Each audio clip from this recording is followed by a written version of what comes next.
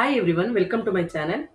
ಹೊಸದಾಗಿ ಯಾರೆಲ್ಲ ನನ್ನ ಚಾನೆಲ್ನ ನೋಡ್ತಾ ಇದ್ದೀರಾ ಅವರೆಲ್ಲ ಪ್ಲೀಸ್ ಸಬ್ಸ್ಕ್ರೈಬ್ ಮಾಡ್ಕೊಂಡು ನೋಡಿ. ಹಾಗೆ ಯಾರೆಲ್ಲ ಸಬ್ಸ್ಕ್ರೈಬ್ ಮಾಡ್ಕೊಂಡು ನೋಡ್ತಾ ಇದ್ದೀರಾ ಅವರಿಗೆಲ್ಲ ತುಂಬಾನೇ ಥ್ಯಾಂಕ್ಸ್ ಹೇಳೋಕ್ಕೆ ಇಷ್ಟಪಡ್ತೀನಿ. ನನಗೆ ಇತ್ತೀಚಿನ ದಿನಗಳಲ್ಲಿ ದೊಡ್ಡವರು ಹೇಳಿದೊಂದು ಮಾತು ತುಂಬಾನೇ ಕಾಡ್ತಾ ಇದೆ. ಅದು ಯಾಕೆ ಅಂತ ನನಗೂ ಗೊತ್ತಿಲ್ಲ. ಅದೇನಂದ್ರೆ, ಒಂದು ಹೆಣ್ಣು ಹುಟ್ಟದಾಗಿಂದ ಬೆಳೆದು ದೊಡ್ಡವಳಾಗಿ ಮದುವೆ ಆಗೋವರೆಗೂ ತಂದೆ ಆಸೆರಲ್ಲೇ ಇರ್ತಾರೆ. ಮದುವೆ ಆದ್ಮೇಲೆ ಗಂಡನ ಆಸೆಲ್ಲೇ ಇರಬೇಕು. ಹಾಗೆ ವಯಸ್ಸಾದ್ಮೇಲೆ ಮಕ್ಕಳ ಆಸರೆನೇ ಅವಲಂಬಿಸಬೇಕು ಅನ್ನೋದು ಇದು ಇತ್ತೀಚೆಗೆ ನಮ್ಮ ಫ್ರೆಂಡ್ಸ್ ಗ್ರೂಪ್ನಲ್ಲೇ ಬಂದಂತ ಮಾತಿದು. ಈ ಮಾತು ಹಳೆ ಮಾತಾದ್ರೂ ಕಾಲ ಬದಲಾಗಿದೆ ಅಲ್ವಾ. ಈಗಿನ ಕಾಲದಲ್ಲಿ ಹೆಣ್ಮಕ್ಳುಗಳು ಲಕ್ಷ ಲಕ್ಷ ದುಡಿತಾ ಇದಾರೆ, ಇಂಡಿಪೆಂಡೆಂಟ್ ಆಗಿ ಬದುಕೋದನ್ನ ಅಥವಾ ಬದುಕು ಕಟ್ಕೊಳ್ಳೋ ಅಷ್ಟು ಅವ್ರು ಸಮರ್ಥ ಪಡ್ಕೊಂಡಿದ್ದಾರೆ. ಆದ್ರೂ ಕೂಡ ಇನ್ನೂ ಕೆಲವೊಂದು ಮನೆಗಳಲ್ಲಿ ಹೆಣ್ಣು ಗಂಡಿನ ಮೇಲೆ ಡಿಪೆಂಡ್ ಆಗಿರ್ಬೇಕು, ಎಲ್ಲದಕ್ಕೂ ಅವ್ರ ಪರ್ಮಿಷನ್ನೇ ಕೇಳಬೇಕು, ಅವ್ರನ್ನ ಹೇಳಿ ಕೇಳಿನೇ ಮಾಡಬೇಕು ಅನ್ನೋಷ್ಟು ಮನಸ್ಥಿತಿಲಿ ಯಾಕಿದ್ದಾರೆ ಅಂತ ನನಗೂ ಗೊತ್ತಿಲ್ಲ. ಇದ್ರ ಬಗ್ಗೆ ನಿಮ್ಗೇನಾದ್ರೂ ಅಭಿಪ್ರಾಯ ಇದ್ರೆ ದಯವಿಟ್ಟು ಪ್ಲೀಸ್ ಕಮೆಂಟ್ ಮಾಡಿ ತಿಳಿಸಿ. ಇವತ್ತು ಬೆಳಿಗ್ಗೆ ಟಿಫನ್ಗೆ ದೋಸೆ ಮತ್ತು ಚಟ್ನಿ ಮಾಡಿದ್ದೆ. ಈಗ ಮಧ್ಯಾಹ್ನದ ಊಟಕ್ಕೆ ರೈಸ್ ಐಟಮ್ ಬೇಡ, ಬೆಳಗ್ಗೆನೂ ದೋಸೆ ರೈಸ್ ಆಯ್ತಲ್ಲ ಬೇಡ ಅನ್ನೋ ಕಾರಣಕ್ಕೆ ಚಪಾತಿ ಮಾಡಿ, ಸ್ವಲ್ಪ ಸೀಗಡಿ ಇತ್ತು ಮನೆಗೆ ತಂದಿದ್ದು, ಅದರಲ್ಲಿ ಸೀಗಡಿ ಗುರ್ಜಿ ಏನಾದರೂ ಮಾಡೋಣ ಅಂತ ಅಂದ್ಕೊಂಡು ಮಾಡ್ತಾ ಇದ್ದೀನಿ. ಇಲ್ಲಿ ನಾನು ಒಂದು ಕಪ್ಪಷ್ಟು ಸೀಗಡಿ ತೊಗೊಂಡಿದ್ದೀನಿ. ಇದನ್ನ ಡ್ರೈ ಪ್ರಾನ್ಸ್ ಅಂತ ಕೂಡ ಕರೀತಾರೆ. ಇಲ್ಲಿ ನಾನು ಒಂದು ಬಾಂಡಿನ ಕಾಯ್ದಕ್ಕೆ ಇಟ್ಕೊಂಡು ಬಾಂಡಿ ಚೆನ್ನಾಗಿ ಕಾದ್ಮೇಲೆ ನಾವು ತೊಗೊಂಡಿರೋಂಥ ಸೀಗಡಿನ ಹಾಕೊಂಡು ಚೆನ್ನಾಗಿ ಹುರ್ಕೋತಾ ಇದ್ದೀನಿ. ಉರಿಯೋದ್ರಿಂದ ಪಲ್ಯದಲ್ಲಿ ಇದು ಸೀಗಡಿದು ಟೇಸ್ಟ್ ತುಂಬಾನೇ ಚೆನ್ನಾಗಿರುತ್ತೆ, ಅದ್ರ ಸ್ಮೆಲ್ಲು ಟೇಸ್ಟ್ ಎರಡೂ. ಹಾಗೆ ಸೀಗಡಿ ಸೀ ಫುಡ್ ಆಗಿರೋದ್ರಿಂದ ಉರಿಯೋದ್ರಿಂದ ಅದರಲ್ಲಿ ಮಣ್ಣಿನ ಅಂಶಗಳೆಲ್ಲ ಅಂಟ್ಕೊಂಡಿರುತ್ತೆ, ಅದು ಕೂಡ ಬಿಟ್ಕೊಳ್ಳುತ್ತೆ. ನಾನಿಲ್ಲಿ ತೊಗೊಂಡಿರೋಂಥದ್ದು ಮೀಡಿಯಮ್ ಆಗಿರೋಂಥ ಸೀಗಡಿ. ಇದರಲ್ಲಿ ತುಂಬ ಚಿಕ್ಕ ಚಿಕ್ಕ ಸೀಗಡಿ, ಮೀಡಿಯಮ್ ಆಗಿರುವಂಥ ಸೀಗಡಿ, ಮತ್ತು ದೊಡ್ಡ ದೊಡ್ಡ ಸೀಗಡಿಗಳು ಸಿಗುತ್ತೆ, ಮತ್ತು ಕೆಂಪು ಕೆಂಪು ಸೀಗಡಿ ಕೂಡ ಸಿಗುತ್ತೆ. ಹಾಗೆ ಇದನ್ನ ಚೆನ್ನಾಗಿ ಹುರಿದಿಟ್ಕೊಂಡ್ಮೇಲೆ ಇದನ್ನ ಒಂದು 5 ನಿಮಿಷ ನೆನೆಯೋದಕ್ಕೆ ಅಂತೇಳಿ ಒಂದು ಬಟ್ಲಿಗೆ ಹಾಕಿಟ್ಕೊತಾ ಇದ್ದೀನಿ. ಒಂದು 5 ನಿಮಿಷ ಚೆನ್ನಾಗಿ ನೆಂದ ಮೇಲೆ ಸೀಗಡಿನ 2 ಸಲ ಚೆನ್ನಾಗಿ ತೊಳ್ಕೊಬೇಕು.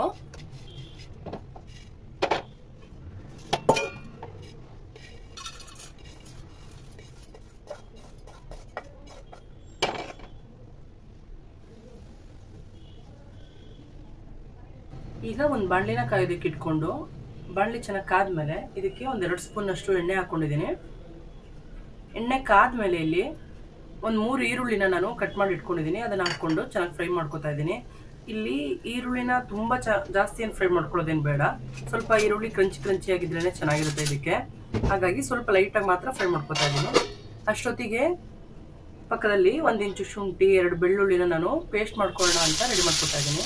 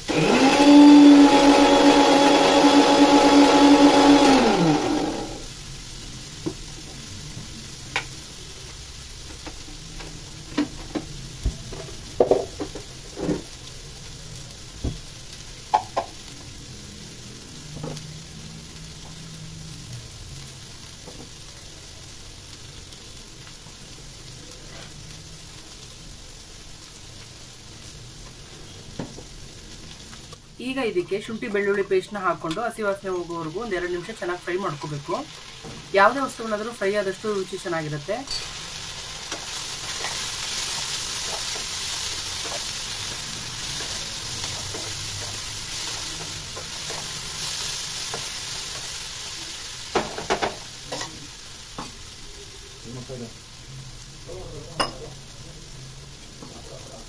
ಈಗ ಇದಕ್ಕೆ ಒಂದು ಟೊಮೊಟೊನ ಕೂಡ ಕಟ್ ಮಾಡಿ ಹಾಕೋತಾ ಇದ್ದೀನಿ. ಟೊಮೊಟೊ ಕೂಡ ಹಸಿ ವಾಸನೆ ಎಲ್ಲ ಹೋಗಿ ಸ್ವಲ್ಪ ಮೆತ್ತಗಾಗೋವರೆಗೂ ಚೆನ್ನಾಗಿ ಫ್ರೈ ಮಾಡ್ಕೋಬೇಕು.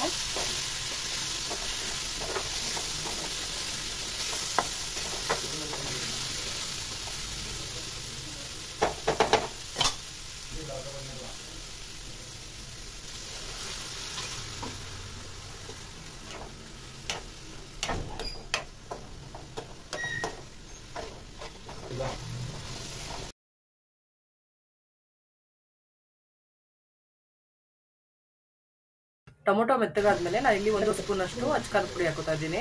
ನಾವು ಸ್ವಲ್ಪ ಖಾರ ಜಾಸ್ತಿ ತಿನ್ನೋದ್ರಿಂದ ಮೆಣಸಿನ್ಕಾಯಿ ಪುಡಿ ಸ್ವಲ್ಪ ಜಾಸ್ತಿ ಹಾಕ್ಕೊಂಡಿದ್ದೀನಿ. ನಿಮಗೆ ರುಚಿಗೆ ತಕ್ಕಷ್ಟು ಎಷ್ಟು ಬೇಕು ನೋಡ್ಕೊಂಡು ಹಾಕೋಬೋದು. ಹಾಗೆ ಒಂದು 2 ಸ್ಪೂನಷ್ಟು ಧನಿಯಾ ಪುಡಿ ಕೂಡ ಹಾಕ್ಕೊಂಡು ಚೆನ್ನಾಗಿ ಮಿಕ್ಸ್ ಮಾಡ್ಕೊತಾ ಇದ್ದೀನಿ.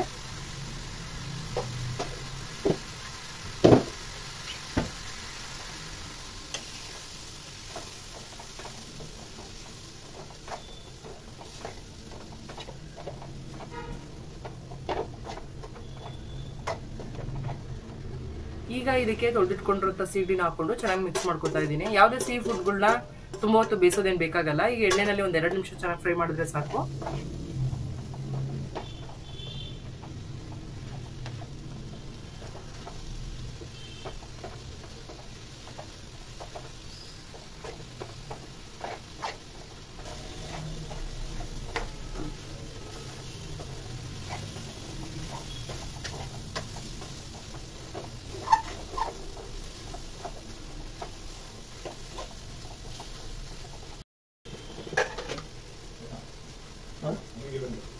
ಈ ಟೈಮಲ್ಲೇ ನಾನು ರುಚಿಗೆ ತಕ್ಕಷ್ಟು ಉಪ್ಪನ್ನ ಹಾಕೊಂಡು ಮಿಕ್ಸ್ ಮಾಡ್ಕೊತಾ ಇದ್ದೀನಿ. ಆದಷ್ಟು ಸ್ವಲ್ಪ ನಾನು ಉಪ್ಪನ್ನ ಕಮ್ಮಿನೇ ಹಾಕೊಂಡಿದ್ದೀನಿ. ಯಾವುದೇ ಸೀ ಫುಡ್ಗಳು ಮಾಡುವಾಗ ಸ್ವಲ್ಪ ಉಪ್ಪಿನಂಶ ಕಮ್ಮಿನೇ ಇರಬೇಕು. ಏಕೆಂದರೆ ಸೀ ಫುಡ್ಗಳಲ್ಲೇ ಉಪ್ಪಿನಂಶ ಜಾಸ್ತಿ ಇರುತ್ತೆ. ಅದು ಮೀನಲ್ಲಾಗಲಿ ಸೀಗಡಿಗಳಲ್ಲಾಗಲಿ ನೋಡ್ಕೊಂಡು ಹಾಕೋಬೇಕು ಇದಕ್ಕೆ. ಹಾಗೆ ಈ ಟೈಮಲ್ಲೇ ನಾನು 4 ಮೊಟ್ಟೆ ಕೂಡ ಹೊಡೆದಾಕೋತಾ ಇದ್ದೀನಿ. ಮೊಟ್ಟೆ ಪಲ್ಯ ಜಾಸ್ತಿ ಬೇಕು ಅಂತಂದರೆ ಬೇಕಿದ್ರೆ ನೀವು ಮೊಟ್ಟೆ ಇನ್ನೂ ಜಾಸ್ತಿ ಹಾಕೋಬೋದು. ಇನ್ನೂ 1-2 ಎಕ್ಸ್ಟ್ರಾನ ಸೇರಿಸ್ಕೋಬೋದು. ನಾನು ಇಲ್ಲಿ ಸಾಕು ಸೀಗಡಿದೆ ನಮಗೆ ಹೈಲೈಟ್ ಆಗಬೇಕು ಅನ್ನೋ ಕಾರಣಕ್ಕೆ ಬರೀ 4 ಮೊಟ್ಟೆ ಹಾಕೋತಾ ಇದ್ದೀನಿ. ಇದಕ್ಕೆ ಈರುಳ್ಳಿ ಕೂಡ ಜಾಸ್ತಿ ಹಾಕಿದಷ್ಟು ಟೇಸ್ಟ್ ತುಂಬಾ ಚೆನ್ನಾಗಿರುತ್ತೆ.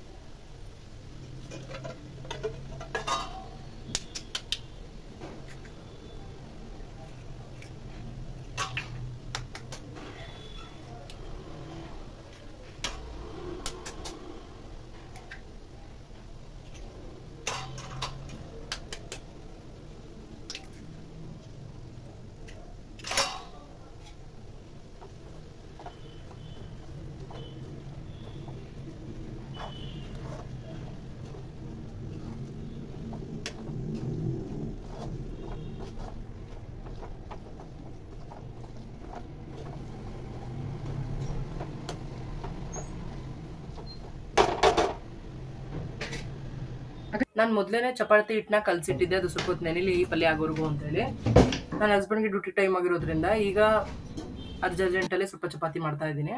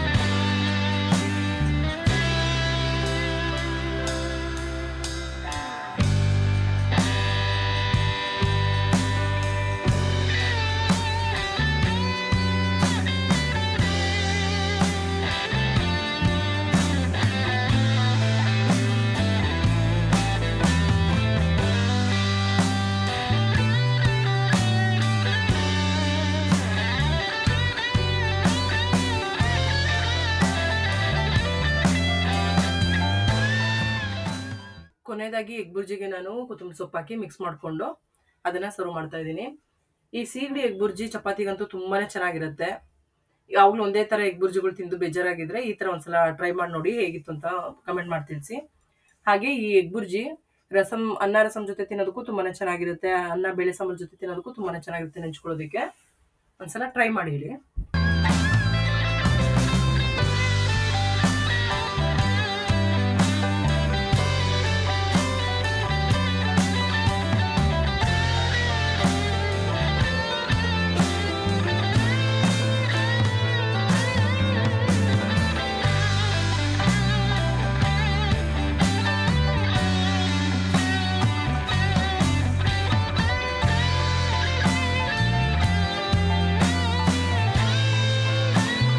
ನಮ್ಮ ಮನೆಗಳಲ್ಲಿ ಇಡ್ಲಿ ದೋಸೆ ಪಡ್ಡು ಮಾಡೋದೇ ಅಪರೂಪ. ಒಬ್ಬ ಮಗನಿಗೆ ಚಿಕ್ಕ ಮಗನಿಗೆ ಮಾತ್ರ ಇಷ್ಟ ಆಗುತ್ತೆ ಅವ್ನಿಗೆ ತೊಗೊಂಡೋಗೋದಕ್ಕೆ, ದೊಡ್ಡ ಮಗನಿಗೆ ಇಷ್ಟ ಆಗಲ್ಲ. ಬೆಳಿಗ್ಗೆ ಅವ್ರು 7:30ಗೆ ತೊಗೊಂಡೋದ್ರೆ ಇನ್ನು ಮಧ್ಯಾಹ್ನ 1 ಗಂಟೆಲಿ ತಿನ್ನೋದಕ್ಕೆ ಚೆನ್ನಾಗಿರಲ್ಲ, ತಣ್ಣಗಾಗಿರುತ್ತೆ. ಅಥವಾ ಕ್ಯಾಪಲ್ಲಿ ಈ ಲಂಚ್ ಬಾಕ್ಸ್ ಕ್ಯಾಪ್ ಎಲ್ಲ ವೆಟ್ಟಾಗಿರುತ್ತೆ, ಅದೆಲ್ಲ ಇಷ್ಟ ಆಗಲ್ಲ ಅನ್ನೋ ಕಾರಣಕ್ಕೆ ಅವ್ರಿಗೆ ಬಾಕ್ಸಿಗೆ ತೊಗೊಂಡೋಗಕ್ಕೆ ಇಷ್ಟ ಆಗಲ್ಲ. ಇಡ್ಲಿ ದೋಸೆ ಪಡ್ಡು ಯಾವುದನ್ನು ಅವ್ರು ತೊಗೊಂಡೋಗಲ್ಲ. ಮನೇಲಾದರೆ ಬಿಸಿಯಾಗಿ ತಿನ್ನೋಕೆ ಇಷ್ಟಪಡ್ತಾರೆ. ಹಾಗಾಗಿ ಅವರಿಗೆ ಹಾಫ್ ಡೇ ಇದೆ ಅನ್ನೋ ಟೈಮಲ್ಲಿ ಮಾತ್ರ ನಾನು ಇಡ್ಲಿ ದೋಸೆ ಪಡ್ಡು ಮಾಡ್ತೀನಿ. ಇಲ್ಲಾಂದರೆ ಮನೇಲಿದ್ದಾರೆ ರಜೆ ಇದೆ ಅನ್ನೋ ಟೈಮಲ್ಲಿ ಮಾತ್ರ ನಾನು ಇಡ್ಲಿ ದೋಸೆ ಪಡ್ಡು ಅಂತ ಮಾಡೋದು. ಬೆಳಿಗ್ಗೆ ದೋಸೆ ಚಟ್ನಿ ಮಾಡಿದ್ನಲ್ಲ, ಈಗ ಅದೇ ದೋಸೆ ಇಟ್ಟಿತ್ತು ಸ್ವಲ್ಪ, ಇದ್ರ ಜೊತೆಗೆ ಅದನ್ನು ಹಾಕೊಂಡ್ಬಿಡೋಣ, ಸುಮ್ಮನೆ ವೇಸ್ಟ್ ಆಗ್ಬಿಡುತ್ತೆ ಅಂತ ಅಂದ್ಬಿಟ್ಟು ಅದನ್ನು ಮಾಡೋಣ ಅಂತ ಅಂದ್ಕೊಂಡೆ. ನನ್ನ ದೊಡ್ಡ ಮಗ ನೋಡಿದ್ರೆ ದೋಸೆ ಬೇಡ ಅದನ್ನೇ ಪಡ್ಡು ಥರ ಮಾಡಿಕೊಡು ಅಂತಂದ.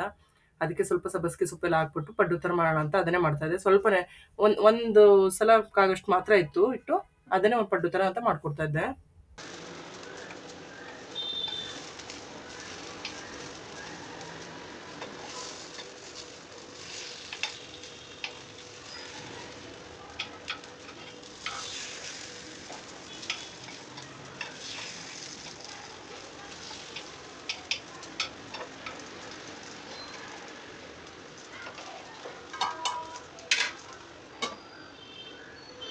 ಚಪಾತಿ ಹಸ್ಬೆಂಡ್ ಊಟ ಮುಗಿಸ್ಕೊಂಡು ಡ್ಯೂಟಿಗೆ ಹೋದ್ರು. ಅದಾದ್ಮೇಲೆ ನಾನು ನನ್ನ ಮಗ ಇಬ್ರು ಊಟ ಮಾಡೋಣ ಅಂತ ಅಂದ್ಬಿಟ್ಟು ಇಬ್ರಿಗೂ 2 ಚಪಾತಿ ಸ್ವಲ್ಪ ಒಂದೆರಡು ಪಡ್ಡು ಹಾಕೋಣ ಅಂತ ಹಾಕೋತಾ ಇದ್ವಿ.